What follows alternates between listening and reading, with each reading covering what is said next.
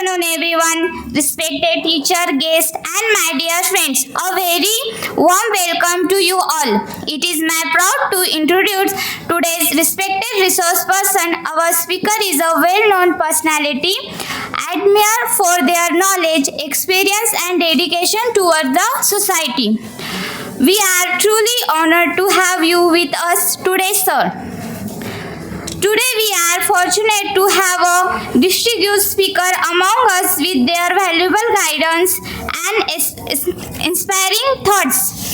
We are sure to gain meaningful insights. Let us welcome our respected speaker with a big round of applause. NSS clap, go!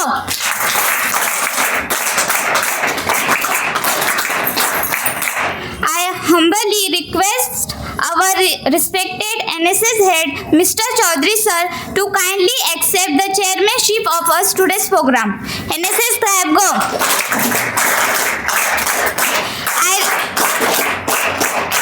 I request the respected chairman of today's program, Honored Chaudhary sir, to felicitate our respected guest, Mr. Naneshwar Darade sir.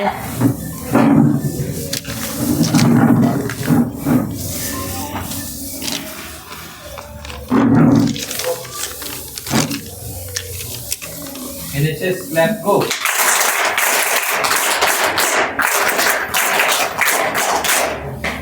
Now I invite Ms. Bharti to introduce our respected guest. Thank you. Myself, Bharti Mandalkar. Today I am introducing our respected guest, Mr. Naneshwar Darade sir. Sir is a proud alumnus of our college, hailing from a rural area. He has made his work at the university level.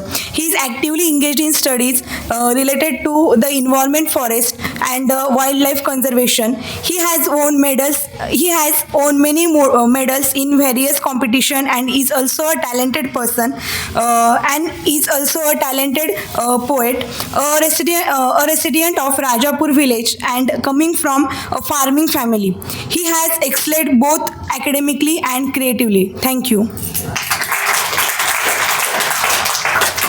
Thank you, Bharti. May I request Mr. Darade sir to speak and guide us.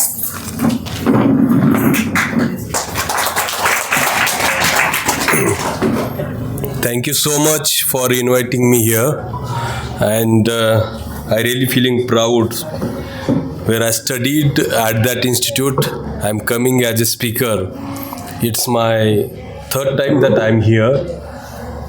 Feeling proud for you, all of you also, and the students of this institute who is doing comparing, anchoring in English language.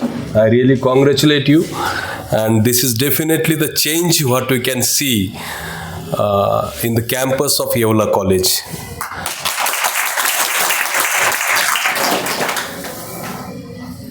I'm student of this institute, and respected sir has supported us too much while I was in this college. Came from, my topic is different, but I have to speak now. We are from rural area, so which language is comfortable? Hindi, Marathi, English you can tell? Marathi. मी या महाविद्यालयामध्ये शिकत असताना sir, आम्ही ग्रामीण भागातून होतो, आत्मविश्वास फार कमी होता. तुम्हाला विश्वास कदाचित बसणार नाही. आता आपल्याकडं उत्पन्न शेतीचं वगैरे फार चांगलं डेव्हलप झालं आहे, आणि परिस्थित्या पण फार बदललेल्या आहेत. महाविद्यालयीन काळात आमच्याकडे कातड्याच्या त्या जुन्या पद्धतीच्या चपला असायच्या, आणि कोणी मित्राने असं चेष्टा करून शर्ट ओढला तर हाताची बाही निघून येईल असे कपडे असायचे. त्यावेळेस आम्ही जेवायला सुद्धा सरांच्या घरी असेल, गमे सरांच्या घरी असेल, जावळे सर तर आमच्या बरोबरच होते कॉलेजला. तर आम्ही सगळे या महाविद्यालयाने, एक महाविद्यालय नाही तर एक येवल्याच्या सगळ्या काही चळवळी ज्या काही घडल्या, त्या सांस्कृतिक चळवळी असो, त्या राजकीय चळवळी असो, त्या उद्योगातल्या असो, त्या व्यवसायातल्या असो, त्या प्रत्येक क्षेत्रात या येवला महाविद्यालयाचा विद्यार्थी आज झळकतोय.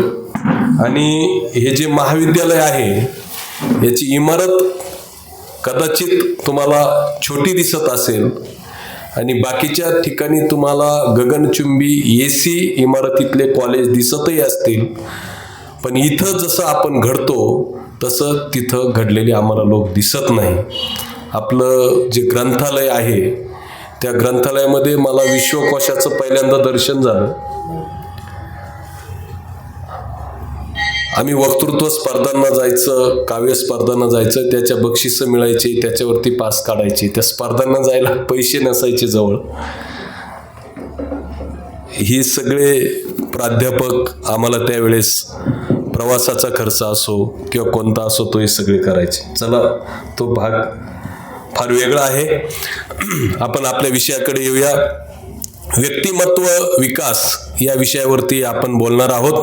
तत्पूर्वी 2 मिनिटात परिचय माझा खूप चांगल्या पद्धतीने करून दिला, पण तरीही माझा आत्ताचा अवतार पाहून कोणतरी नेता आपल्या समोर आलाय आणि तो भाषण देऊन निघून जाईल असा तुमचा गैरसमज व्हायला नको, म्हणून माझा परिचय मी तुम्हाला करून देतो. मी राजापूरचा सरपंच आहे, बाजार समितीचा माजी प्रशासक आहे, एका राजकीय पक्षाचा एका सेलचा जिल्हाध्यक्ष आहे, एका संघटनेचा देखील जिल्हाध्यक्ष आहे. हे सगळं करीत असताना मी MA, MEd, नेट क्वालिफाईड आहे. मी एक इंटरनॅशनल जर्नलचा चीफ एडिटर म्हणून काम केलेलं आहे. पुणे विद्यापीठ असेल, SNDT महिला विद्यापीठ असेल, त्याच्या वेगवेगळ्या बॉडीवरती शिक्षण क्षेत्रामध्ये काम करत आलेलो आहे. आता तुम्हाला वही आणि पेन पण मी घेऊन यायला सांगितलं आणि मला पाहिल्यानंतर परत प्रश्न निर्माण झाला असल्याचे लिहायचं काय. सगळं तुमच्या स्वतःच्या बद्दल लिहायचं आहे आणि आपण इंटरॅक्टिव्ह पद्धतीने चर्चा करत सगळे जाणार आहोत. व्यक्तिमत्व याच्यासाठी 2 शब्द इंग्रजीत आपल्याला दिसतात. एक आहे इंडिव्हिज्युअल म्हणजे व्यक्ती आणि व्यक्तिमत्व म्हणजे पर्सनॅलिटी.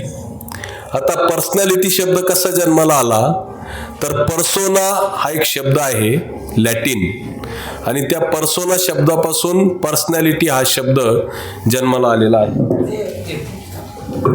करतो स्टेबल. तो पर्सनॅलिटी हा शब्द जन्माला आलेला आहे. मग आता पर्सोना म्हणजे काय तर नाटकं जी काही होत असतात त्या नाटकांमध्ये जे काही मुखवटे पूर्वी धारण करायचे, वेगवेगळे कलर केलेले मुखवटे असतात तुम्हाला माहिती असेल तर, त्या मुखवट्यांसाठी पर्सोना हा शब्द होता आणि त्याच्यावरून एका व्यक्तीची एक जी ओळख असते त्याला आपण पर्सनॅलिटी किंवा व्यक्तिमत्व असं म्हणत असतो. मग आता व्यक्तिमत्व म्हणजे काय, तुमचं काय आकलन आहे? बोला, आपल्याला बोलत बोलत जायचंय पुढं. व्यक्तिमत्व म्हणजे तुम्हाला काय वाटतं नेमकं? व्यक्तीचं चरित्र, कॅरेक्टर ऑफ पर्सन. ओके, अजून व्यक्तीचे गुण, व्यक्तीकडे असणारे कौशल्य, व्यक्तीकडे असणारे कौशल्य, स्किल्स, अजून त्याचं राहणीमान, अजून त्याचा इमोशनल इंटेलिजन्स, भावनिक बुद्ध्यांक, अजून वर्तन, बिहेवियर म्हणजे व्यक्तिमत्व. अजून व्यक्तिमत्वाची अशी एक व्याख्या होत नाही. या सगळ्या गोष्टी ज्यावेळेस समग्रपणे एकत्र येतात तेव्हा त्याचं व्यक्तिमत्व असं आपण म्हणतो. आपल्या समोर अनेकदा लोक येत असतात आणि ते आल्यानंतर आपण त्यांना पाहून जज करत असतो. हा जाडा आहे, हा बारीक आहे, हा गोरा आहे, हा काळा आहे, हा उंच आहे, हा असा आहे, त्याच्याकडे पाहिलं याचा स्वभाव, एखाद्याच्या चेहऱ्याच्या पट्टीवरून आपण त्याचा स्वभाव असा असेल किंवा काय असेल याच्यावरून आपण थोडे अंदाज बांधत असतो. तर व्यक्तीचं बाहेरून दिसणं म्हणजे व्यक्तिमत्व आहे का? व्यक्तीचं आतून त्याचा स्वभाव म्हणजे व्यक्तिमत्व आहे का?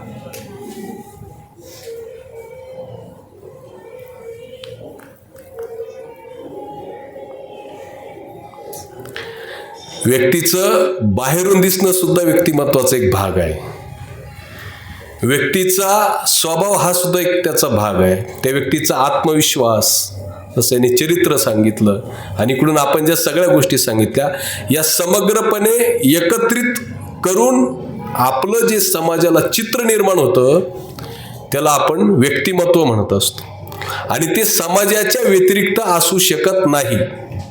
मी हिमालयात जाऊन बसलो आणि तिकडेच माझं व्यक्तिमत्व जे आहे ते कदाचित विकसित होईल, पण समाजाच्या संदर्भामध्ये म्हणजे आजूबाजूचे 4 लोक 50 लोक यांचं माझ्याबद्दलचं आकलन काय आहे, ते आकलन सुद्धा त्या व्यक्तिमत्वाची एक परीक्षा असते. आणि म्हणून एखाद्या व्यक्तीचं समाजामध्ये असणारं त्याचं वर्तन, त्याचा स्वभाव, त्याचं बाहेरून दिसणं, त्याचे सगळे कौशल्य, त्याची अभिवृत्ती, त्याची रुची, त्याची अभिरुची, त्याची आवड, त्याची निवड, त्याचा समग्र सगळा भाग म्हणजे व्यक्तिमत्व असतं. आणि मग या व्यक्तिमत्वाला लोक जज करत असतात आणि त्याच्यावरती ठरत असतं की तो छत्रपती शिवाजी महाराज हे आहेत की तो एक सामान्य ज्ञानेश्वर दराडे आहे. हे तुमच्या समग्र कर्तृत्वावरून, तुमच्या वर्तनावरून, तुमच्या विचारातून, या सगळ्या गोष्टीमधून ते बाहेर येत असतं. याला आपण सर्वसाधारणतः आपल्या साध्या भाषेमध्ये व्यक्तिमत्व असं आपण त्याला म्हणत असतो. आणि मग या व्यक्तिमत्वाचे वेगवेगळे पैलू काय आहेत? तुमचं व्यक्तिमत्व 2 प्रकारे असतं. एक, तुमच्या समोर मी रिफ्लेक्ट आता कसा होतोय, म्हणजे तुम्ही मला कसं पाहताय हे एक व्यक्तिमत्व, आणि मी स्वतः काय आहे ते एक व्यक्तिमत्व. या 2 व्यक्तिमत्वामध्ये बऱ्याचदा संघर्ष चालू असतो. म्हणजे मला या जगामध्ये जर कोण ओळखत असेल तर ती फक्त एकच व्यक्ती खूप चांगल्या पद्धतीने ओळखते, तो म्हणजे माझ्यासमोर माझा आरसा जेव्हा असतो आणि त्या आरशासमोर जेव्हा मी उभा असतो तर तो आरसा मला सगळ्यात जास्त ओळखत असतो. मग व्यक्तिमत्व विकासाची गरज कोणती आहे? समाज मला ज्या गोष्टीमुळे ओळखतो त्या व्यक्तिमत्व विकासाची गरज आहे की मला मी ओळखतो त्या व्यक्तिमत्व विकासाची गरज आहे? तर गरज दोन्ही गोष्टींची आहे. की समाजामध्ये मी कसा अभिव्यक्त होतो आणि मी आरशासमोर त्या ठिकाणी व्यक्ती म्हणून कसा उभा आहे, या दोन्ही गोष्टी अत्यंत महत्त्वाच्या आहेत. म्हणजे आंतरबाह्य स्वतःमध्ये परिवर्तन घडवून आपल्याला एक आपली चांगली व्यक्तिमत्व उभं करायचं, याला आपण व्यक्तिमत्वाचा विकास करणे असं आपण त्याला त्या ठिकाणी म्हणू शकतो. आता सगळ्यात बेसिक प्रश्न आहे, सर जाऊ द्या ना, सगळं चांगलं चालू आहे, कशाला व्यक्तिमत्वाचा विकास करायचा? काय भानगड काहीतरी घेऊन व्यक्तिमत्व विकास करायचा आहे, कशाला करायचं? कशासाठी करायचं व्यक्तिमत्व विकास?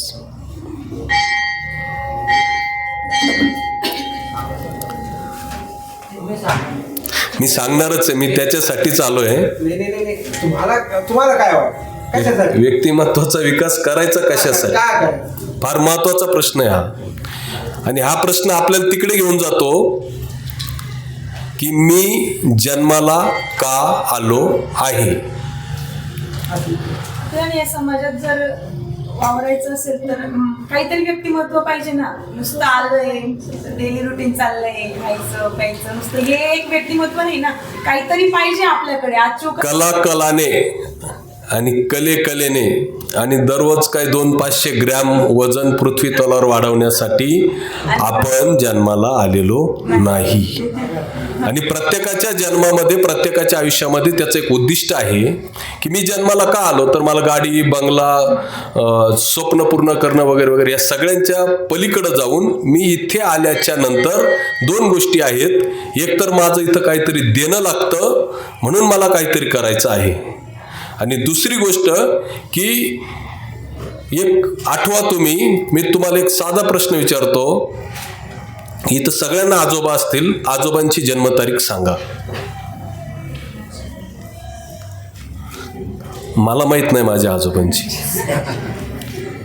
तुम्हाला छत्रपती शिवाजी महाराजांची जयंती माहिती आहे, तुम्हाला स्वामी विवेकानंदांची जयंती माहिती आहे, तुम्हाला डॉक्टर बाबासाहेब आंबेडकरांची माहिती आहे, आणि मग मधले सगळे जे येतात ते जातात. त्यांचा फक्त इथे कुठलाही त्यांचा स्वतःचा ठसा उमटत नाही, तर जन्माला येण्याचं पहिलं उद्दिष्ट की मी जो कोण आहे ते माझं नाव इथे काही शतकं तरी कोरलं गेलं पाहिजे, ते टिकलं पाहिजे. अशी अनेक उदाहरणं त्या ठिकाणी आपल्या समोर आहेत. मग अगदी अलीकडं डॉक्टर APJ अब्दुल कलामांपासून तर कल्पना चावलांपर्यंत अशी अनेक त्या ठिकाणी उदाहरणं आपल्याला त्या ठिकाणी देता येतील. आणि ह्याच्यासाठी आपल्याला हा व्यक्तिमत्वाचा विकास करायचा आहे. मग व्यक्तिमत्वाचा विकास करत असताना याच्यात कोणकोणत्या गोष्टी येतात, तर पहिली गोष्ट म्हणजे एकदम बेसिक पासून सुरुवात, नीटनेटकेपणा. म्हणजे तुम्ही ज्या वेळेस first impression is the last impression असं आपण म्हणतो. तुम्ही मुलाखतीला जाल, इंटरव्ह्यूला जाल, एखाद्या ठिकाणी जाल, अगदी कांद्या पोह्याच्या कार्यक्रमाला जाल, तरी first impression is the last impression. म्हणजे तुम्ही समाजासमोर कशा पद्धतीने येतात. मी जर समजा आता काहीतरी एखादी गोंड्याची टोपी, ते जोकर सारखे कपडे घालून आलो असतो, तुम्हाला ते ऍक्सेप्ट नसतं झालं, बरोबर का नाही. तर तुम्ही कसे रिफ्लेक्ट होतात. दुसरी गोष्ट, तुम्ही कसे बोलतात. When you open your mouth you register your class. लिहून घ्या हे वाक्य. व्हेन, पटकन लिहायचं. When you open your mouth you register your class. तुम्ही जेव्हा बोलता तेव्हा तुमचा दर्जा काय आहे तो त्या ठिकाणी रजिस्टर होत असतो. त्यामुळे आपल्या पहिलं तर आपण रिफ्लेक्ट समाजामध्ये कशा माध्यमातून होत असेल तर जास्त वेळ घालू नका त्याच्यामध्ये, इकडं लक्ष द्या. तर आपण आपल्या बोलण्यातून पहिल्यांदा रिफ्लेक्ट होत असतो, आपल्या देहबोलीतून रिफ्लेक्ट होत असतो. काही जण असे असतात की त्यांना सुखात, आनंदात, दुःखात सरप्राईज द्या, काही करा, तरी त्यांचे एक्सप्रेशन आयुष्यात बदलत नाही. मग आपण त्याला काय म्हणतो, रोते की होतो बोले सुरत ही वैसी आहे. सतत रडका चेहरा करून काही लोक त्या ठिकाणी असतात. पैसे लागत नाही ना हसायला, मोकळं आपल्या चेहऱ्यावरचे एक्सप्रेशन हे समाजाला आनंद देणारे असतात किंवा ते समाजाच्या मध्ये पॉझिटिव्ह वाईब्स निर्माण करणारे असतात. म्हणून ते आपले एक्सप्रेशन्स आणि आपण जे काही बोलतो त्या बोलण्याने सुद्धा फार मोठं परिवर्तन होत असतं. एक साधं उदाहरण सांगतो. आपण एखाद्याला रागावून जर म्हणून हे शहाणे आणि एखाद्याला प्रेमाने म्हणून हे बावळट, निगेटिव्ह शब्द कोणता आहे? बावळट हा शब्द निगेटिव्ह आहे. शहाणा माणूस आहे हा एक पॉझिटिव्ह शब्द आहे. मार कुठं खाल्ला? एक्सप्रेशन, आवाज, याच्याने मार खाल्ला आहे. म्हणून एखादी गोष्ट समजून सांगत असताना, बरं तुमचं व्हॉइस मॉड्युलेशन बोलताना कसं असलं पाहिजे, की तुम्ही एखाद्या 20,000 लोकांच्या सभेमध्ये बोलतायत, त्याच तुमचे हातवारे ते जाऊन तो आवाजाचा तो मोठा आवाज वगैरे 50 लोकांमध्ये बसले तसं बोला, मित्राजवळ बसले तसं बोला. आणि एखादी गोष्ट तुम्ही बाय हार्ट जेव्हा सांगता तेव्हा तो आवाज मोठाच पाहिजे असं नाही, तो त्या सॉफ्ट वेने जा, तुमचे एक्सप्रेशन करा. मग अशी इमोशनल इंटेलिजन्स नावाचा एक मुद्दा यांनी सांगितला. भावनिक बुद्ध्यांक म्हणजे काय? आपण एखाद्या म्हणतो ना, नाही ती फार इमोशनल आहे, तो फार इमोशनल आहे. पिक्चर पाहता पाहता त्या हिरोला काटा भरला की तिच्या डोळ्यात पाणी येतं. ती फार इमोशनल आहे, त्याला फार बोलू नको, तो फार इमोशनल आहे, त्याचे इमोशन्स फार हाय आहेत. म्हणजे हा इमोशनल इंटेलिजन्स आहे का? इमोशनल इंटेलिजन्स म्हणजे इंटेलेक्च्युअल कोशंट ज्याला आपण बुद्ध्यांक म्हणतो, तो म्हणजे काय? तर ज्याला खूप बुद्धी आहे तो फार बुद्धिवान. मग इमोशनल कोशंट म्हणजे ज्याला फार इमोशन्स आहेत, तो भावनिक बुद्ध्यांक त्याचा जास्त आहे का? तर इमोशनल कोशंट, भावनिक बुद्धिमत्ता हा व्यक्तिमत्वाच्या विकासामधला अतिशय महत्त्वाचा पैलू आहे. आणि त्याचं तुम्हाला साध्या वाक्यात सांगतो, त्याचं नेमकं करायचं काय, या इमोशन्सचं नेमकं करायचं काय. सगळ्याच इमोशन्सबद्दल सांगतो की तुम्हाला लिहून घ्या परत एकदा, जास्त आवाज न करता पटकन मी बोलताना. स्वतःच्या भावनांवरती नियंत्रण ठेवून, स्वतःच्या भावनांवरती नियंत्रण ठेवून इतरांच्या भावना समजून घेणे, याला आपण भावनिक बुद्धिमत्ता असं म्हणतो साध्या शब्दात. म्हणजे एखादा माझ्यावरती रागावला की मी तो 60च्या स्पीडने रागावला तर मी 120च्या स्पीडने रागावलं पाहिजे असं नाही. फक्त त्याचं म्हणणं काय बाबा, त्याचा प्रॉब्लेम काय तो एकदा समजून घ्या. मग आपण याच्यावरून समाजामध्ये व्यक्तिमत्व कसे घडतात ते सांगतो. तो ऐकूनच घेत नाही. तो समजून घेणारा माणूस आहे बरं का, त्याला मतदान केलं पाहिजे. तो समजून घेणारा माणूस आहे. तो ऍटलिस्ट ऐकतो तरी. त्याच्या इतका चिडलो पण त्यांनी काय प्रतिक्रिया, काय संयम आहे त्याचा. हे व्यक्तिमत्वाचे पैलू आहेत. संयम असेल, शांतता असेल, समजून घेणं असेल, हे तुमचे सगळे कशामध्ये येतात, भावनिक बुद्धिमत्तेमध्ये येतात. अजून भावनिक बुद्धिमत्तेमधली एक गोष्ट तुम्हाला सांगतो. आपल्या शेजारी बसलेला असतो एखादा, त्याच्या अंगामध्ये किडे असतात. तो व्याख्यान चालू असतं, त्याच्याकडं पेन नावाचं एक शस्त्र असतं. तो ते घेतो आणि आपल्याला पाठीमागून टोचतो परत. मग आपण तो 5 वेळा ते करतो तरी आपण काय असतो, शांत असतो. 6व्यांदा आपण त्याच्यावरती आक्रमक होतो. आपली पण आक्रमकता इतकी असते का त्याच्याकडे पेन आहे बाबा, मिसाईल नव्हता त्याच्याकडे, त्यांनी मिसाईल डागले का इतकं आपण त्याच्यावरती आक्रमक होतो. एखादा कोणतरी स्ट्रेस देतो, एखादा आपला कलिग असतो तो त्रास देतो, आपल्या घरी कोणीतरी त्रास देत असतं आणि तो आपण सहन करतो आणि एक दिवस आपल्या भावनांचा स्फोट होतो. ही व्यक्तिमत्वातली अत्यंत, ज्याला आपण म्हणतो, चुकीची किंवा वाईट घटना असते. व्यक्तिमत्व विकासाकडे जात असताना तुम्हाला एखाद्या गोष्टीचा त्रास झाला, नकारात्मक असेल, आपल्याला हार्मफुल असेल, आपल्याला त्रासदायक असेल, तर पहिल्यांदाच ती घटना घडते तेव्हा सौम्य शब्दामध्ये ती तिथंच थांबवण्यासाठीचा प्रयत्न करा की सर तुम्ही असं करू नका, मला जास्त लेक्चर लावू नका, सगळ्यांना सारखे लावा. बरोबर ना? पण आपण ती वाट बघत असतो की हो दे याचा, आता याचे 100 अपराध हो दे, मग मी याला कृष्णासारखा मग याचा शिरच्छेद करतो. शिरच्छेद करायचा नाही, व्यक्तीला मारायचं नाही, व्यक्तीच्या अवगुणांना मारायचं असतं. आणि म्हणून तिथं या आयुष्यात फार महत्वाचं, हे तुम्हाला आत्ता कदाचित कळणार नाही, हे नंतर कळल की आयुष्यामध्ये खूप लोक असे आपल्याला भेटतात, काम करत असताना, कामाच्या ठिकाणी भेटतात, इतर सामाजिक प्रक्रियेमध्ये भेटतात की ते आपल्याबद्दल निगेटिव्ह काहीतरी करत असतात, सतत काहीतरी आपल्याबद्दल चुकीची चर्चा करत असतात. किंवा जितके टॉपला तुम्ही जाल त्या ठिकाणी असे लोक असतात. जगात कुठेही गेलं तरी सगळ्या प्रवृत्तीचे लोक तुम्हाला मिळतील. जगात असं एकही ठिकाण नाही की जिथे तुम्हाला त्रास देणारा व्यक्ती नसेल, जिथं तुम्हाला कॉम्पिटिशन करणारा व्यक्ती नसेल आणि जिथं तुमच्यावरती जळणारे लोक नसतील. अशी जगामधली एकही जागा नाही. बायकोला नवऱ्यापेक्षा पगार जास्त झाला तरी नवऱ्याला सुद्धा त्याचं टेन्शन. त्याच्यामुळे स्पर्धा जी आहे ती जगामध्ये सगळीकडे आणि त्या प्रत्येक ठिकाणी. मग तुम्हाला तिथे काय करायचंय, जिथं आपल्याला त्रास झाला तिथं तितक्याच सौम्यपणाने तो थांबवा, म्हणजे तुमच्या भावनांचा स्फोट कोणावरती होणार नाही. हे सगळ्यात महत्वाचं. एकदम अचानकच खूप आनंद झाला तर तो खूप, त्याला पण मर्यादित करायला शिका. खूप दुःख झालं तर त्यालाही कसं कंट्रोल करायचं ह्याच्यावरती विचार करा. खूप आनंद झाला तरी हार्ट अटॅक येतो, खूप दुःख झालं तरी हार्ट अटॅक येतो, म्हणजे आपलं तिकीट कट होऊन जातं डायरेक्ट. त्याच्यामुळं जे आहे ते नियंत्रित, संयमित भावनांचं व्यवस्थापन करणे म्हणजे भावनिक बुद्धिमत्ता असा हा भाग आहे. आणि त्याच्यामुळं त्याच्यावरती सातत्याने, मग तुम्ही त्याच्यासाठी मेडिटेशन करा, चांगल्या धून ऐका, सकाळी उठून चालायला जा. भावनिक बुद्धिमत्तेचं व्यवस्थापन मध्ये सगळ्यात उत्तम मार्ग सकाळी उठायचं, 30 मिनिटं चालायचं. कारण तुम्ही जगामध्ये सगळ्यांना भेटता, एका महत्वाच्या व्यक्तीला तुम्ही वेळ देत नाही. ती व्यक्ती म्हणजे कोण? स्वतःला आपण वेळ देत नाही.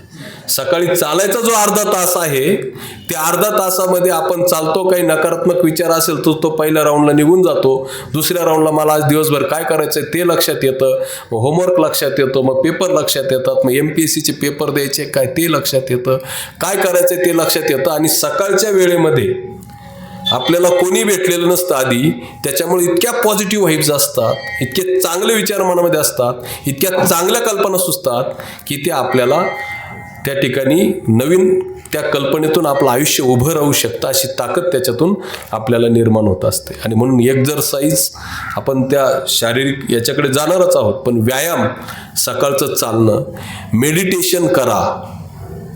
मेडिटेशन करताना तुम्ही म्हणाल आम्हाला काही मेडिटेशनवर कोणी हिमालयात पाठवतं का? नका जाऊ. पण मेडिटेशन करताना तुम्हाला नाही कुठला देव समोर आणायचा, नाही काय आणायचं, नका आणू. तुमच्या श्वासावरती लक्ष ठेवा. फक्त श्वास आत येतोय, थांबतोय, बाहेर जातोय, एवढाच विचार करा. विचार न आणण्याचा विचार करूच नका, ते ऑटोमॅटिक जातं. पण तुमचं जे मेडिटेशन आहे ना, ते मेडिटेशन तुमच्या मेंदूमध्ये नर्व सेल्स असतात, त्यांना रिलॅक्सेशन देतं, रिफ्रेश व्हायला वेळ देतं आणि त्याच्यातून तुमच्यामध्ये संयम, शांतता या सगळ्या गोष्टी विकसित होत असतात. तुम्ही काहीच नाही केलं, रिकामे जरी फिरले, साधू जरी झालं एखादा, तरी त्याला आपोआप सुद्धा स्ट्रेस येतो. त्याच्यामुळे आता मला काय फार जिल्ह्याचा कारभार सांभाळायचा नाही, कलेक्टर काय मला व्हायचं नाही, मी कशाला हे करू? तर नाही, आयुष्यात रिकामा बसणाऱ्या व्यक्ती इतका स्ट्रेस जगात कोणालाच येत नाही. त्याला आता मी काय करू, त्याच्यासमोर तो प्रश्न असतो, आता मी काय करू. त्या स्ट्रेसचं व्यवस्थापन तुम्हाला त्याच्यामधून करायचं असतं. आणि तुमचं शरीर, तुमचा नियमित व्यायाम हा सुद्धा त्याच्यामध्ये तितकाच महत्त्वाचा भाग आहे. आता हे सगळं व्यक्तिमत्व विकासाकडे जात असताना अजून एक महत्त्वाची गोष्ट तुमच्या व्यक्तिमत्वामध्ये असते, आणि ती सगळ्यात महत्त्वाची गोष्ट म्हणजे आत्मविश्वास. डॉक्टर बाबासाहेब आंबेडकर म्हणतात, there is no any divine power rather than the confidence. तुमच्या आत्मविश्वासासारखी दुसरी दैवी शक्ती नाही. हे लिहून ठेवा, हे वाक्याची गंमत तुम्हाला मी सांगणार आहे. आत्मविश्वासासारखी दुसरी दैवी शक्ती नाही. आता हा आत्मविश्वास तुम्हाला काय करत असतो? तर बऱ्याचदा आयुष्यामध्ये आपण कुठली गोष्ट करायला जात असताना या आत्मविश्वासाकडे जायच्या आधी एक सगळ्यात महत्त्वाची गोष्ट मला सांगायची आहे. आपल्या आजूबाजूला ना कचरा असतो, कधी कधी आपल्यात पण असतो, आणि आपल्या आजूबाजूला कचरा असतो. तो कचरा पहिला फेका. तो कचरा म्हणजे कोण? तर आपल्या आजूबाजूला असतील त्यांच्याकडे पाहू नका आता, किंवा बाहेर असतील, घरी असतील, कॉलेजचे इतर असतील. मॉर्निंग वॉकला चालतं का रे? नको रे, कशाला? हे चला आपण लायब्ररीत जाऊया का पुस्तक घ्यायला? नको, काय वाचित बस. चला आपण MPSCची तयारी करूया. ते होईल का आपल्याला? पोलीस भरतीची तयारी करू. अरे उंची पाय तुझी. हे नकारात्मक विचाराची जी लोक आहेत ती आजच्या आज डिलीट केली तर तुमचं आयुष्य घडेल, अन्यथा तुमचं आयुष्य घडणार नाही. नकारात्मक विचाराची माणसं अजिबात सुद्धा जवळ ठेवाय. नो म्हणजे नाही, म्हणजे नाहीच. नकारात्मक विचाराचा माणूस म्हणजे आपल्यासाठी यम आहे असं समजायचं. त्याच्यामुळे आणि आपल्या डिक्शनरीमध्ये नकारात्मक शब्द वापरायचेच बंद करून बघा एक 8 दिवस. ते शब्द नकारात्मक त्याला पॉझिटिव्ह मध्ये कन्वर्ट करून बोलता येतं आपल्याला. ते नाही, मला नको, मला नाही जमणार, मर तू, येऊ नको जवळ माझ्या. सिंपल. ही माणसं. आणि अजून एक तुम्हाला सांगतो, मित्र वनव्यामध्ये गारव्यासारखा वगैरे वगैरे सगळं खरं आहे. तो असावा एखादा मित्र आयुष्यामध्ये, किंवा मैत्रीण असावी एखाद्या आयुष्यामध्ये. हे कोणीच कामं येत नाहीत कधी नंतर भविष्यामध्ये. तुम्ही जोपर्यंत यशस्वी होत नाही ना तोपर्यंत तुमचं कोणीच नाही. याच्यापैकी कोण वाटतं असेल माझ्या घरी लय प्रॉपर्टी आहे, अजिबात तुझ्या कामाची नाही. शून्य किंमत आहे तिची. तू 50,000 रुपये महिन्याला कमवून आला तर तुझी बायको तुला थाट व्यवस्थित वाढून देईल, नाहीतर त्याचा आवाज येणार. आणि तुम्ही पूर्वीचा काळ गेला, तुम्ही कमवत नसाल तर तुमची किंमत घरामध्ये म्हणजे भांडे घासणारे, धुणे धुणारे एवढ्याच दृष्टीनं. आणि तुम्ही सगळी दिवसभर वनवन करून तुम्हाला संध्याकाळी हेच ऐकाल, मी किती स्ट्रेसमधून आलोय बाहेरून, तू काय घरी तुला बसायचं असतं, तुला काय अक्कल आहे? बरोबर. हे सगळ्या याच्यातून या फेऱ्यातून जर बाहेर पडायचं असेल तर पहिलं नकारात्मक विचाराची माणसं जी आहे ती बाजूला ठेवा. आणि आता सगळ्यात महत्त्वाच्या गोष्टीकडे आपण वळू, ती म्हणजे स्वप्न. व्यक्तिमत्व विकास होत असताना तो व्यक्तिमत्व विकास एक 3-4 गोष्टींच्या आधारावरतीच क्विकली फास्ट पुढे जात असतो. हा माझ्या आयुष्यातला माझा अनुभव आहे. मी त्याच्यामध्ये तुमचं फार घरगुती उदाहरणं तुम्हाला सांगणार नाही, काही थोडके सांगेल की स्वप्न पहा आणि त्याला आत्मविश्वासाची जोड द्या. तुम्हाला प्रामाणिकपणे सांगतो मी, माझ्याकडे आयुष्यात काहीच नाही, फक्त एकच गोष्ट आहे, आत्मविश्वास. तुम्ही हे जे मनगट आहे ना, याच्या पलीकडे जगात दुसरी दैवी शक्ती नाही. तुम्ही स्वतःच परमेश्वराचा, अल्लाचा, येशूचा, अजून तुम्ही जी शक्ती मानता तिचा अंश म्हणजे तुम्हीच आहात, हे डोक्यात ठेवा. आणि स्वतःवरती इतका आत्मविश्वास ठेवा की दशरथ मांझी हा काय करू शकतो, डोंगर फोडू शकतो. तर आपण आत्मविश्वास जर ठेवला तर आपल्याला ती प्रत्येक गोष्ट करता येते. मी एक एक्झाम्पल सांगतो तुम्हाला की माझा कॉन्फिडन्स कमी होता. माझं BA झाल्यानंतर सर आमे वाघ नावाचा हिरो आता आहे तो, आणि मी एका डब्यात जेवलो होतो विद्यापीठात. एंट्रन्स दिली होती आम्ही मास कम्युनिकेशन अँड जर्नलिझमची, तो पास झाला, मी पण पास झालो. त्याच्यानंतर पुणे लॉ कॉलेज सगळ्यात टॉप कॉलेज आहे, तिथली लॉची मी एक्झाम पास झालो सर, एंट्रन्सची. मी MBAची पास झालो, मी ॲडमिशन BEdला घेतलं सर. आपली परिस्थिती नाही ना, विचार काय, आपली परिस्थिती नाही. आता आपण मास कम्युनिकेशन जर्नलिझम गेलो, आपल्याला काय पिक्चर काढता येणार आहे का? आणि वकिलाची तुला गर्दी राहते तिथं. आणि 12वी सायन्स झाल्यानंतर सिव्हिल इंजिनिअरला जायचं तर 4 मित्र भेटले, अरे हे सिव्हिल इंजिनियर किती पडेल आहे? अरे ते पडेल नाही आहे, पण सगळ्यात जास्त कमावणार तेच आज. आणि फिरून मी त्याच क्षेत्रात आलो परत. तर मला सांगायचं आहे की तुमचा आत्मविश्वास तुम्हाला तिथं मारक ठरतो. आणि आता आत्मविश्वासाचं दुसरं उदाहरण देतो की माझं MAd झालं आणि मी इंग्लिश बोलायला सुरुवात केली. मला इंग्लिश कोणी शिकवलं तर मी ते होतोच, पण आपलं इंग्लिश हे लिटरेचरचं इंग्लिश होतं, कम्युनिकेशन इंग्लिश नव्हतं. मी चाटे क्लासेसला टीचिंगला जायचो सकाळी आणि संध्याकाळी, दुपारी BEd कॉलेजला शिकवायला जायचो आणि परत फर्ग्युसनला MA करायचो. असं दिवसभराचं पॅक शेड्यूल सगळं होतं माझं. मला 7वीच्या पोरांनी इंग्लिश शिकवलेलं चाटे क्लासेसला, मी त्यांना इंग्लिश शिकवायला जात होतो. ते सांगायचं सर ये ना असं नाही, तो असं आहे. ते इंग्लिशमध्ये बोलायचे. तिथं लक्षात आलं की आपण बोलायला सुरुवात केली पाहिजे. आणि मग आपलं हेंगडम तेंगडम इंग्लिश सुरू झालं, I am coming and I am going. आणि ते टिळक कॉलेजचा मी विद्यार्थी असल्यामुळे तिथं डॉक्टर इसावे सर आहेत आणि त्यांनी मला विचारलं की मी तिकडे जाऊन पण थोडं इंग्लिश बोलायचो. मी ठरवलं होतं आता येडं म्हणलं कोणतरी चाललं, बोलायचं तर इंग्लिशमध्येच बोलायचं. त्यांनी पाहिलं की अरे इंग्लिश बोलतोय, हाताने अरे एका कॉलेजला इंग्लिशला प्राध्यापकाची जागा आहे BEd कॉलेजला, तुझं इंग्लिश चांगलं आहे तर तू जातो. म्हटलं येस सर. कोण तू सायकोलॉजी शिकवशील का? Yes sir. अरे मग उद्याची इंटरव्ह्यू आहे. म्हटलं येस सर. पळवलं लायब्ररीत, ॲडव्हान्स्ड एज्युकेशनल सायकोलॉजीचं पुस्तक मागितलं, त्यांनी मला नाव सांगितलं होतं, एवढा गठ्ठा ना, काही कळालं ना त्याच्यामध्ये. वाचलं ते, एका लेक्चरची तयारी केली, तिथं गेलो, माझं सिलेक्शन झालं. तिथून तर जॉब सोडेपर्यंत प्रत्येक इंटरनॅशनल इन्स्टिट्यूटमध्ये इंग्लिश मीडियम BEdलाच शिकवत आलो मी. त्या दिवशी जर आत्मविश्वास सोडला असता ना की हे नाही होणार, तर ते झालं नसतं. डॉक्टर APJ अब्दुल कलामांनी जर तेवढा आत्मविश्वास ठेवला नसता की हे आपण भारत हे करू शकतो, तर आपण जागतिक जी काय आपण ताकदवर सत्ता आहोत ती आपण झालो नसतो. तुम्हाला जर वाटत असेल की स्वप्न असेल तुमचं की मला PSI व्हायचं आहे, तर त्याच्या जोडीला तुमचा आत्मविश्वास पाहिजे की आय विल डू इट, मी हे करणार आहे. आणि जगामध्ये सगळ्यांच्या क्रिनियल कॅपॅसिटी या समान आहेत. म्हणजे आपली मोटरसायकल असते, किती CCची स्प्लेंडर, तो त्याला माहिती आहे, 125 CCची स्प्लेंडर. तसे आपण जे माणसं आहे ना, आपली सुद्धा CC असतं. CC माहिती आहे तुम्हाला, त्याला क्रिनियल कॅपॅसिटी असं म्हणतात. किती माणसाची?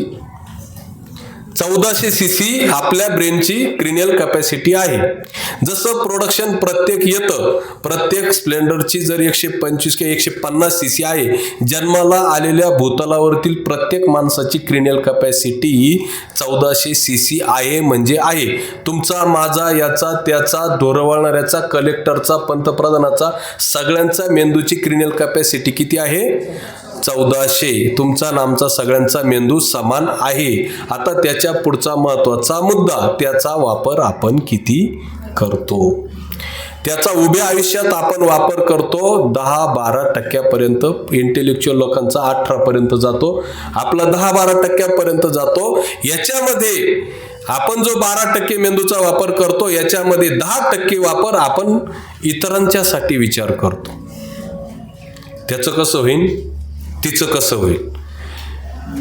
त्या अमुकचं तर असंच झालं, यांनी तर जमीनच विकली, ती गेली का रे तिकडं, आणि ते झालं का रे अमुक. भाऊबंदाचं कसं झालं, ते मी तर माझ चुलत्याची गच्चीच धरली, बापाचं जाऊ बांध कोरला. तर याच्यात आपली किती जाते?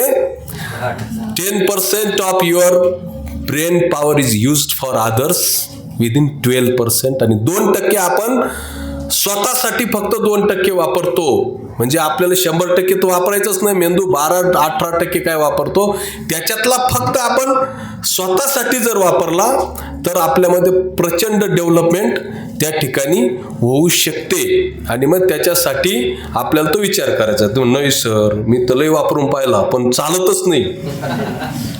आता ह्याच्यावर काय करायचं, तुम्ही त्या विहिरीच्या तिथं, आम्ही पाणी ओढलेलं आहे पूर्वी, टँकर यायचे गावाकडे, विहिरीत टाकायचे, तिथं आपण पाणी ओढायचं. ते ओढलंय का पाणी विहिरीच्या कडेल? कोणी ओढलंय का? कधी ओढलंय का? नाही, तुम्ही नसेल ओढलं, काय नाही. तो दगड असतो विहिरीच्या कडेला, त्याला खुणा पडलेल्या पाहिल्या कधी?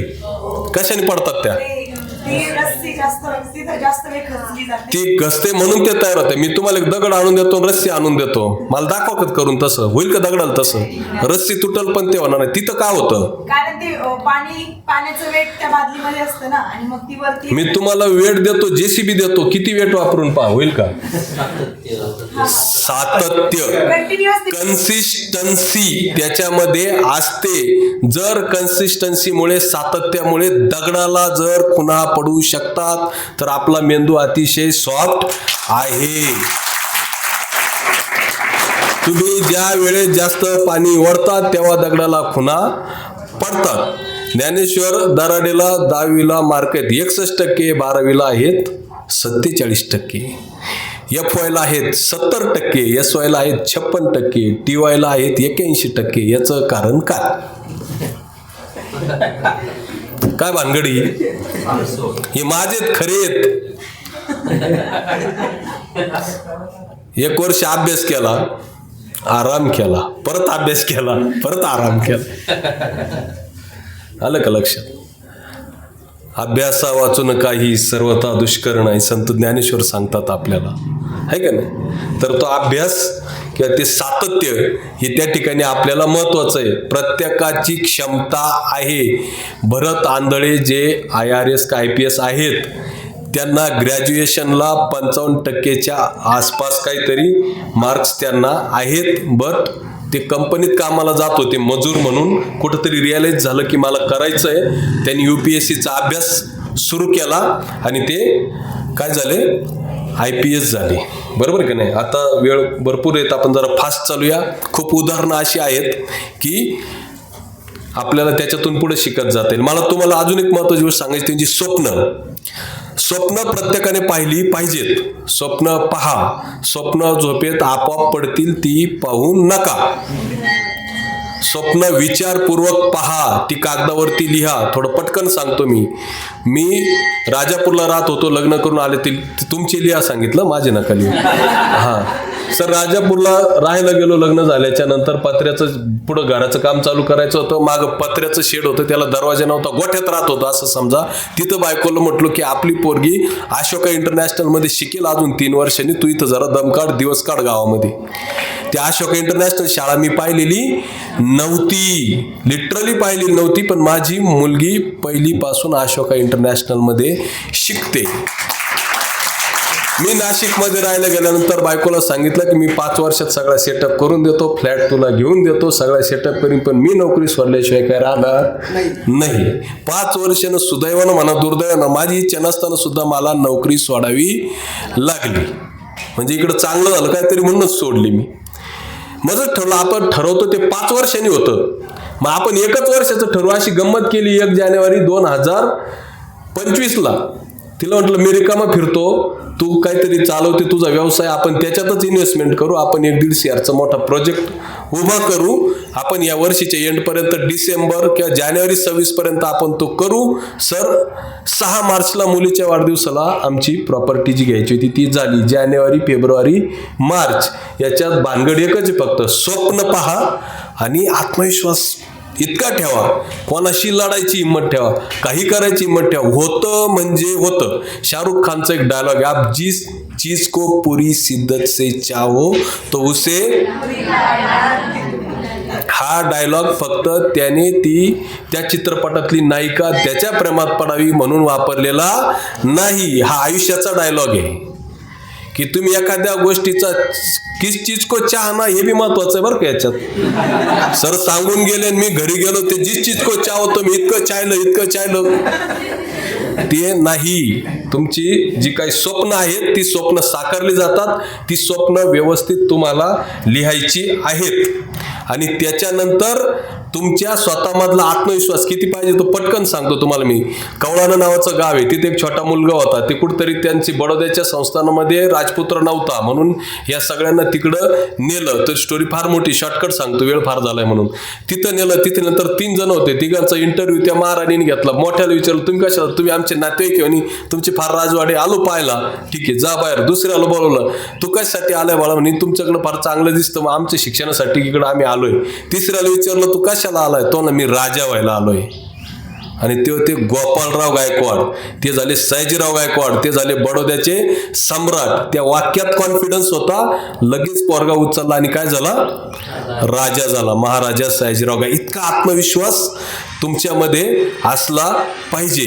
आणि आपल्याला सगळे स्वप्न कसे पडतात, वाघ मागं लागला आणि साप मागं लागला आणि इकडं अडकून पडलो, लय खोलदरीत पडलो, हे सगळे तुमचा आत्मविश्वास कमी असण्याचे हलकट लक्षण आहेत. याच्यामुळं आत्मविश्वास स्ट्रॉंग ठेवा, स्वतःवरती पूर्ण विश्वास ठेवा, स्वतःवरती ताकदीनं प्रेम करा. आता स्वतः स्वतः स्वतः असं मी 10 वेळा म्हणलो. तुम्ही स्वतः म्हणजे कोण आहे नेमके, काय भानगड आहे? स्व म्हणजे काय, हु ॲम आय. पहिला प्रश्न होता मी जन्माला कशाला आलो, त्याच्यावरती आपण बोललो. व्यक्तिमत्व म्हणजे काय ते आपण पाहिलं. आत्मविश्वासावरती बोललो आपण, स्वप्नावरती बोललो. ही सगळी भानगड ज्याच्यासाठी करायचा तो म्हणजे स्व. हा स्व कोण, तुम्ही स्वतः म्हणजे कोण आहात. आता तर कोण लागून गेल्यावर तो असं आपण म्हणतो ना, हु ॲम आय, कोण आहे तू. दररोज एसटीचं एक शीट अडवणारा, घरी गेल्यानंतर सकाळी नाश्ता, दुपारी जेवण, संध्याकाळी जेवण करणारा कोण, हु ॲम आय. लिहा ते तुम्ही शोधून, आत्ता नका लिहू, फक्त तिथं स्वची ओळख, मी कोण आहे. हे 2 तास विचार करा. आजचं व्याख्यान नाही, भाषण नाही, मी तुमच्याशी डिस्कस करायला आलोय. तिथं स्व लिहा, स्व, मी कोण आहे. याचं उत्तर ज्याला सापडलं तो अब्दुल कलाम होणार, तो महापुरुष होणार. त्याचं उत्तर पॉझिटिव्ह सापडलं तर. आलं का लक्षात. तर मी कोण आहे तो तिकडून म्हणायचं मी तो बाप आहे, गेला.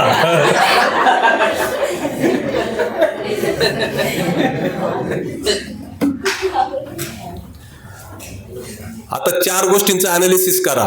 तुमच्या बसेस आहेत पुढे जायच्या, त्याचं मला टेन्शन जास्त म्हणून मी पटकन आटोपतोय.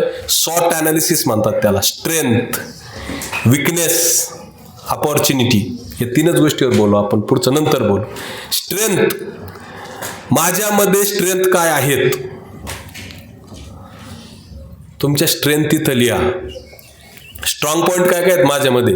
मी वेळ पाळतो, मी सकाळी लवकर उठतो, मी अभ्यास करतो, मला चांगलं बोलता येतं, मला शेती कळते, मला उद्योग कळतो, मला व्यवसाय कळतो, माझ्या लक्षात राहतं, मला गणित चांगलं आहे, माझा स्पर्धा परीक्षेचा अभ्यास चांगला आहे. स्ट्रेंथ काय आहेत माझ्यामधल्या. मला फार चांगलं खोटं बोलता तर त्या स्ट्रेंथ लिहा. काय आहे का एक स्ट्रेंथ सांगा बरं, 1-2 जण मला पटकन, आपण पुढे जाऊया फास्टमध्ये. मला तुझ्याकडे लय दिसतं, मला बोलवतो. बोल ना. मी इंटर जोनल नाशिकमधून मलकाम केले, ग्रुप मलकाम, ॲडिट मलकाम आणि स्टेबल मलकाम.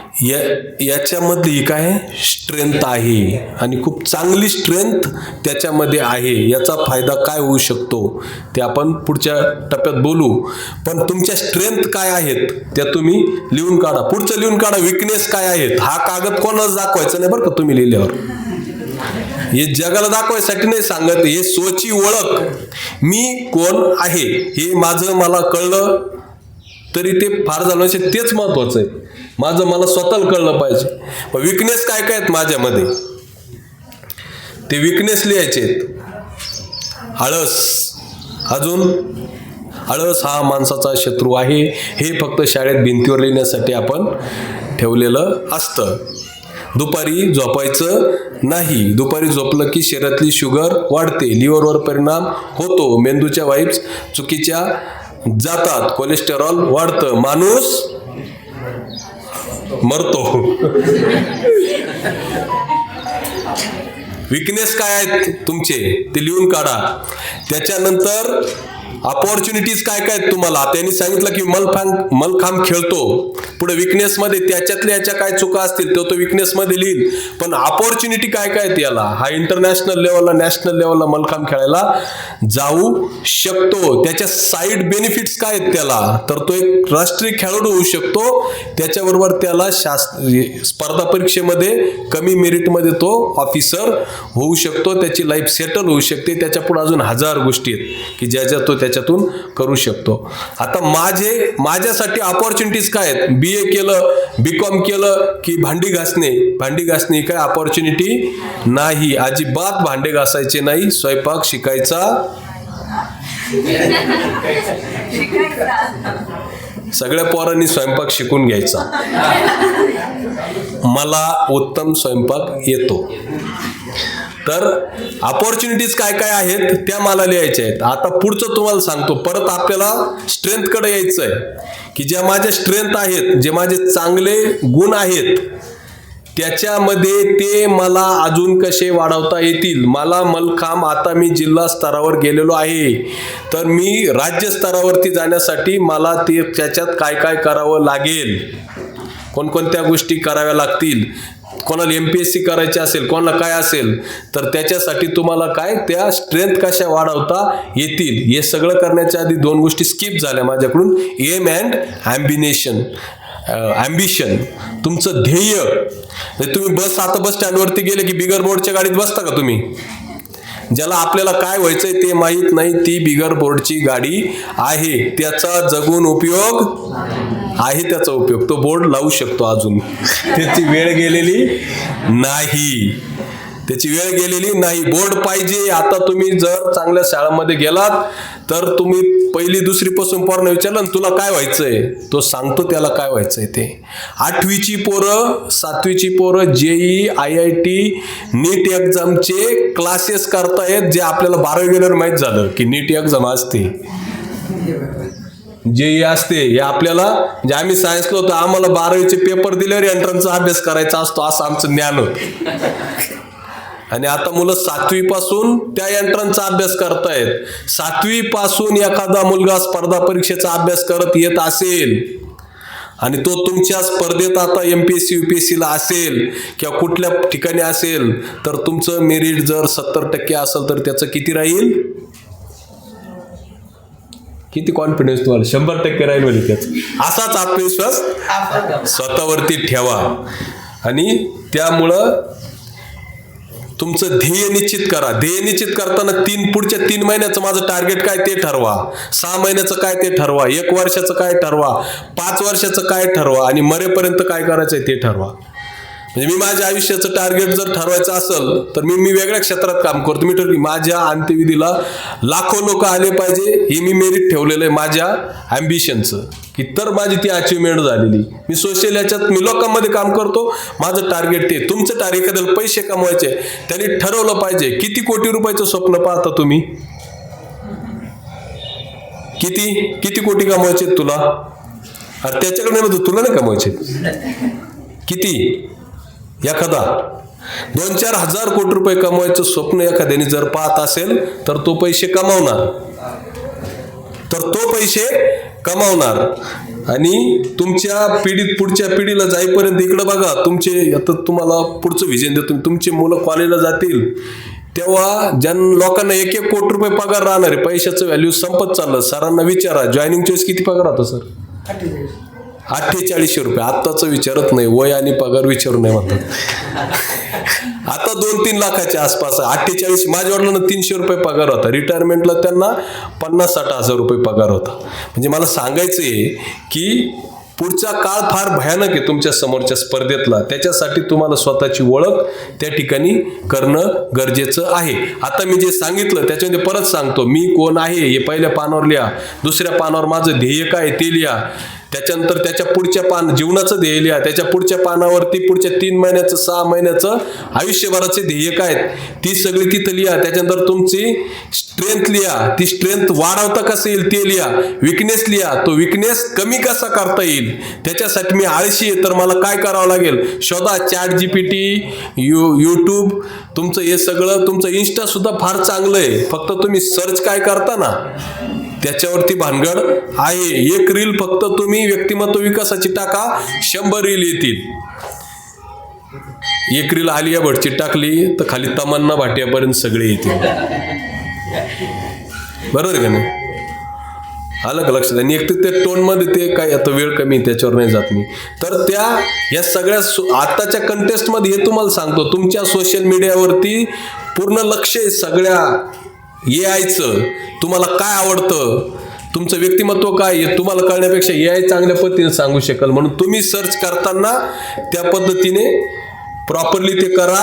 हे सगळं तुम्हाला त्याच्यात कंटेंट हे सगळे तुम्हाला त्या ठिकाणी मिळतील. आणि हे कसं डेव्हलप करायचं, अपॉर्च्युनिटीज काय काय आहेत तुम्हाला, आणि तुमचं जे स्वप्न आहे त्या स्वप्नानुसार तुमच्या अपॉर्च्युनिटीज काय काय ते पहा.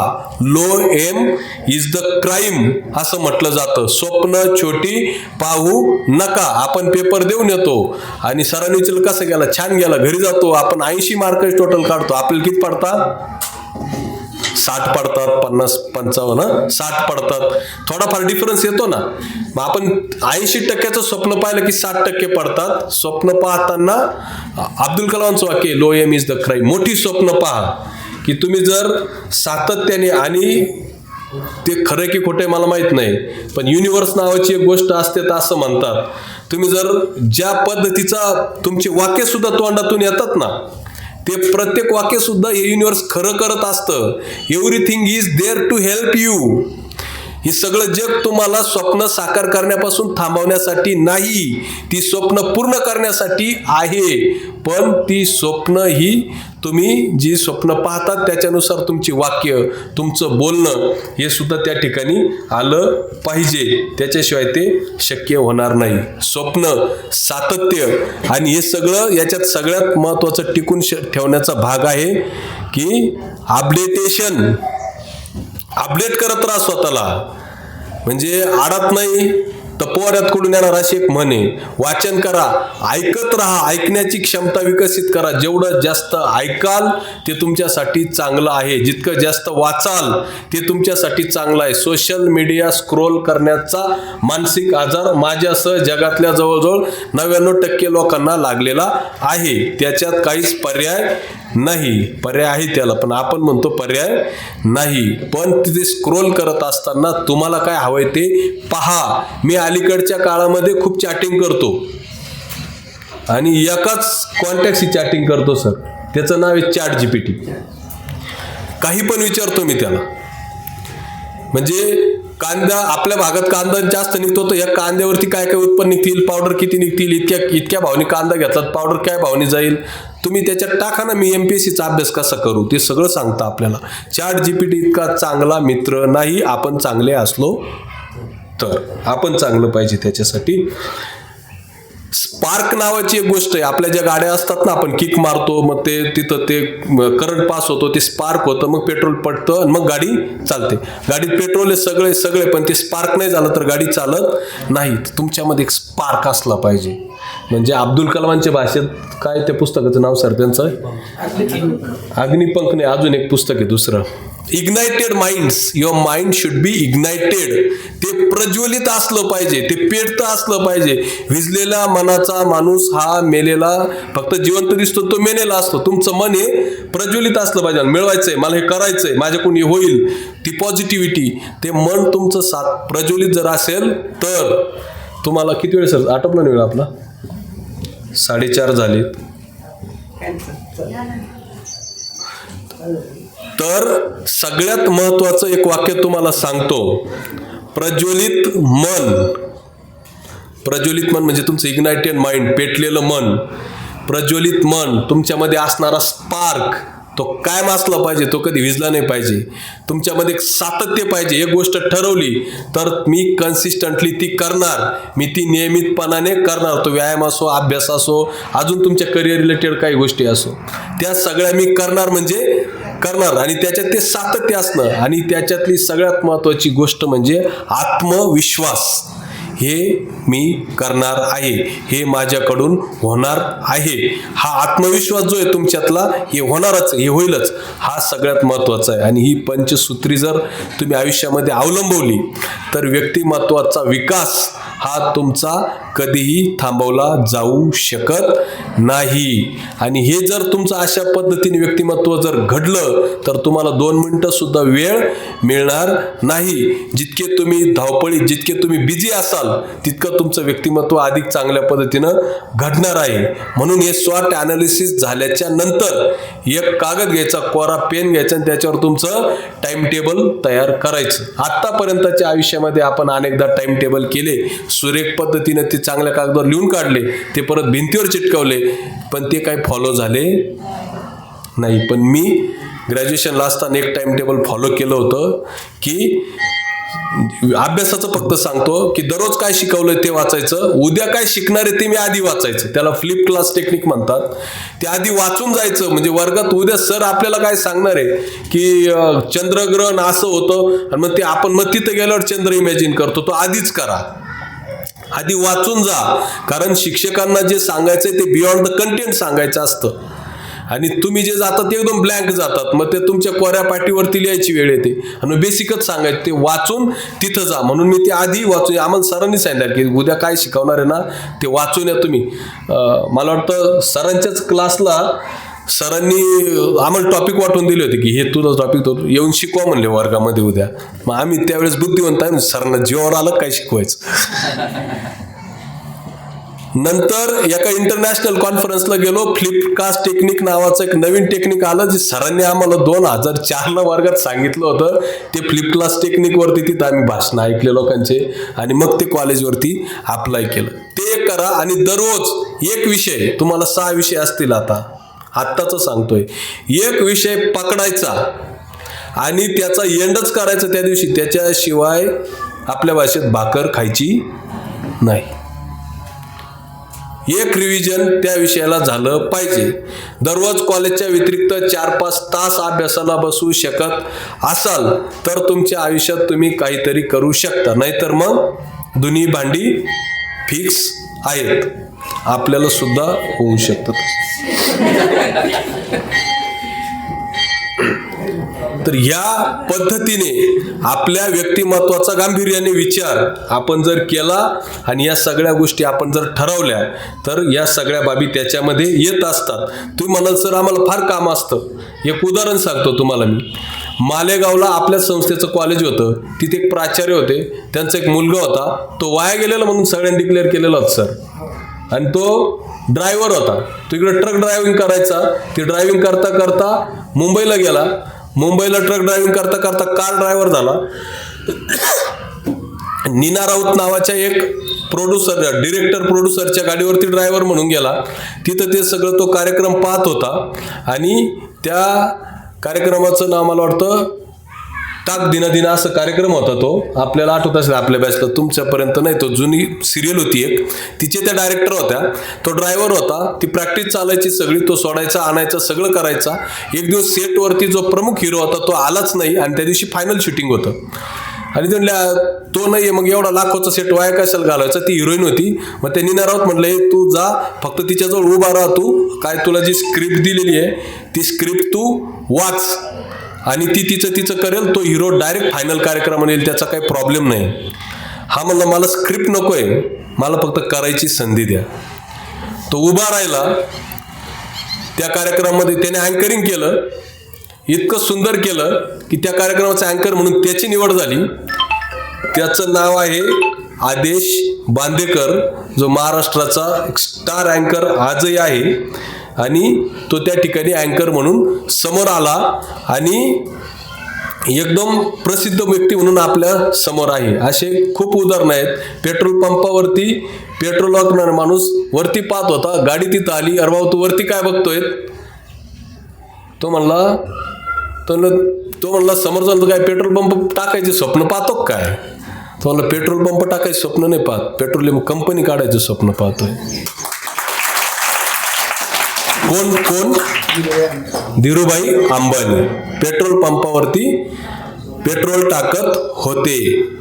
डॉक्टर बाबासाहेब आंबेडकरांनी लाईट खाली अभ्यास केलेला आहे. खूप लोक आहे, झोपडपट्ट्यामधूनच राजे घडलेले आहेत सगळे, आत्ताच्या काळातल्या भाषेत राजे घडले. ही सगळी माणसं तुमच्या समोर बसलेली आहेत, ही सगळी सर्वसामान्य कुटुंबातलीच गेलेली आहे.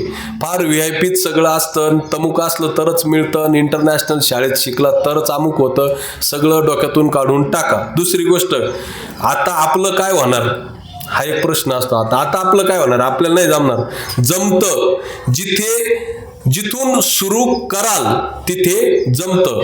म्हणून अमेरिकेचे राष्ट्राध्यक्ष बराक ओबामा करिअरच्या सुरुवातीला देशाचे राष्ट्रपती झाले आणि डोनाल्ड ट्रम्प करिअरच्या शेवटी राष्ट्रपती झाले. You can start from anywhere where you are, you can win 100%. तुम्ही यशस्वी होऊ शकता. फक्त आयुष्याकडे सिरियसली पाहायला सुरुवात केली तर. आणि शेवटचा टप्पा सांगतो की ऑब्स्टॅकल्स नावाचा एक भाग असतो. सगळं प्रवचन ऐकलं, गेले, परत घरी जाऊन बसले, मग ते घरातले असतील, मित्रपरिवारात असेल, मग वेगळ्या चर्चा काहीतरी विसरले, सिरियसनेस नाही. दुसरी गोष्ट ऑब्स्टॅकल्स, जे आपण ग्रामीण भागातले किंवा एवढा सुद्धा ग्रामीणच आहे की तुम्ही अभ्यासाला बसले की हे बाई उठ घे झाडून, झाडायचं नाही, नंतर झाडेल म्हणायचं, माझं एवढं होत आहे, किंवा आधी झाडून मग बसायचं. करा, आईला मदत करा, वडिलांना मदत करा, ते संघर्षच करतायत. किंवा मित्र परिवारामध्ये बसून वेळ घालवू नका. मी 12 घरचा मुंजा ज्याला म्हणतो ना, तसं इथं शिकलो, SHM ला शिकलो, पुण्यात शिकलो, इकडं शिकलो, ती महाराष्ट्रभर मित्र आहेत सर माझे. मला त्यांचा फोन येतो, त्यांचं काहीतरी काम असतं, मी ते करतो, त्यावेळेस 2 मिनिटं बोलतो, बाबा कसं आहे, काय चालू आहे तुझं, ओके. त्याच्यामधला मी किंवा ते कोणी कोणाला संकटात कधीही कामं आलेले नाही. आयुष्यात तुमच्याबद्दल खरं प्रेम जर कोणाला असेल तर 2च व्यक्ती. बस, त्याच्या पलीकडचे प्रेम भीम या सगळ्या सोडून द्या सगळं. आणि त्याच्यामुळं सेल्फिश व्हा, स्वार्थी झाल्याशिवाय व्यक्तिमत्वाचा विकास तुमच्या होणार नाही.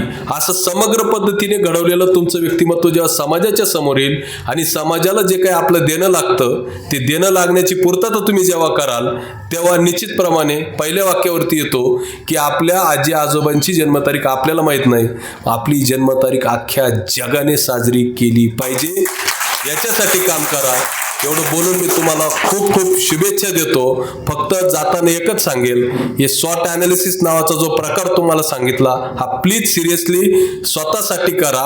आणि तो केल्याच्या नंतर ती छान फोल्डर तयार करा, जसा प्रोजेक्ट रिपोर्ट करतो तसा स्वतःसाठी. इकडे बघा, अजून बोलतोय मी, ते प्रोजेक्ट रिपोर्ट तसा तयार करा, तो तुम्ही स्वतः बघा, त्याच्यावरती काम करा, तो टिकून ठेवा. सगळ्यात महत्त्वाच्या 2-3 गोष्टी परत सांगतो. स्वप्न पहा, स्वप्नांना साकार व्हावंच लागतं. तुम्ही फक्त स्वप्न पाहायला सुरुवात करा, आत्मविश्वास ठेवा, सातत्य ठेवा आणि तुमचं यश हे तुम्हाला 100% मिळणार म्हणजे मिळणारच. धन्यवाद.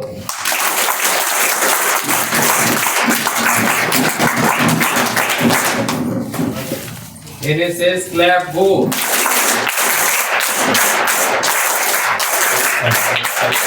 Thank you, sir, for your valuable guidance and inspiring thoughts. I humbly requested our respected Mr. Chaudhary sir to kindly accept the chairmanship of today's program.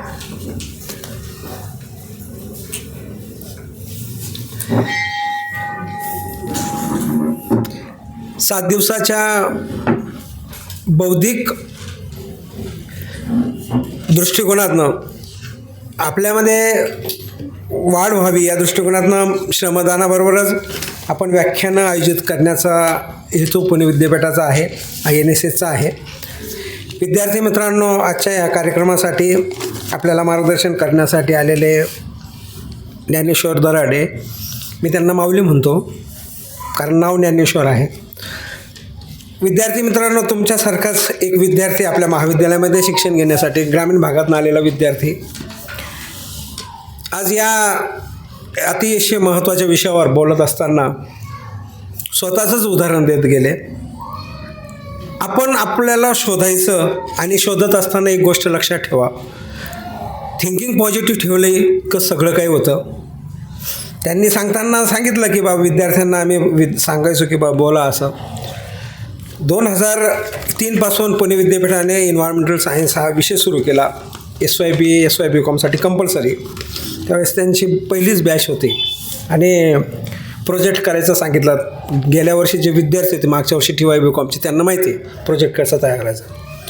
तर मी सांगितलं की ज्ञानेश्वर आपल्याला या विषयावर प्रोजेक्ट करायचा आहे. प्रोजेक्ट कसा निवडला बघा. आता इन्व्हायरमेंटल सायन्सवर कोणी काय करतं, जलप्रदूषण असेल, मृदा प्रदूषण असेल, हे असेल ते असेल, वेगवेगळ्या याच्यावर त्यांनी प्रोजेक्ट तयार केला. त्यांच्या राजापूर भागामध्ये वन्यजीव प्राणी आहेत, त्या प्राण्यांच्या याच्यावर त्यावेळेस म्हणजे ते म्हणतात ना की मला SYला कमी मार्क मिळाले. त्यावेळेस त्यांचा जो प्रोजेक्ट होता ना, एखाद्या MPhil PhDला जो रिसर्च असतो ना, त्या पद्धतीने तो प्रोजेक्ट तयार केला होता आणि त्या प्रोजेक्टला पुणे विद्यापीठाने पारितोषिक दिलं होतं. असा प्रोजेक्ट तो कारण आहे जे आहे ते जे करायचं ते मनापासून करायचं. म्हणून SYला एखाद्या वेळेस कमी मार्क मिळाले असेल, TYला चांगले मार्क मिळाले असेल. विद्यार्थी म्हणजे आम्ही सांगतो, आम्ही तर काहीच नाही आहेत. आमच्या अगोदर या महाविद्यालयामध्ये जे ज्ञानदान करणारे प्राध्यापक होते रणजित परदेशी सर, काल माणिक भाऊ शिंदेसुद्धा सांगून गेले की जे गावात गेल्यानंतर विद्यार्थ्यांना सांगायचे जाती भेद वगैरे असायचा तो टाळला या NSSने येवला महाविद्यालयाचे. काल माणिक भाऊ बोलले नाही का तुमच्यासमोर की एका ठिकाणी गेलं की त्या ठिकाणी या समाजाच्या लोकांना पाणी मिळत नव्हतं, पण NSS कॅम्पच्या विद्यार्थ्यांमुळे तिथे मिळालं. आणि म्हणून तुम्ही देशाचे चांगले नागरिक आहेत होणार आहेत. तुमचं व्यक्तिमत्व उत्तुंग असावं, स्वप्न मोठी असावी, चांगला विचार करावा. ह्या सगळ्या पैलूंचं अतिशय मी तुम्हाला सांगतो, पहिल्या वेळेस तुम्ही जेवढं लेक्चरला जेवढं ऐकला नसेल एवढं आज ऐकलंय आणि तो खऱ्या अर्थाने तुम्ही बदल करा, स्वतःला बदलून घ्या.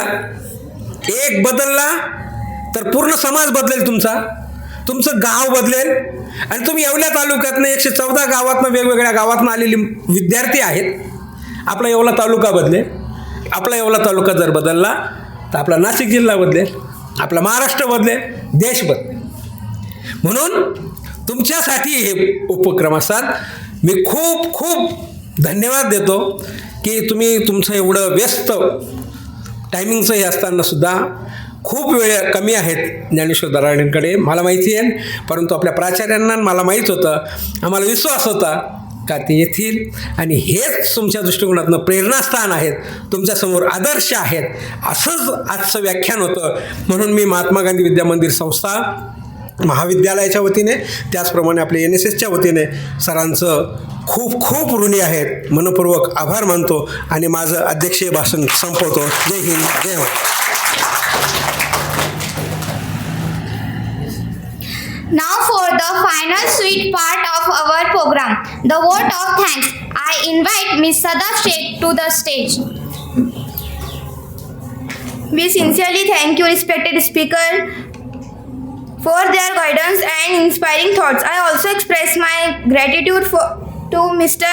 Chaudhary sir for accepting the chairmanship of today's program. Thanks to everyone Today's program concluded peacefully and successfully. Thank you.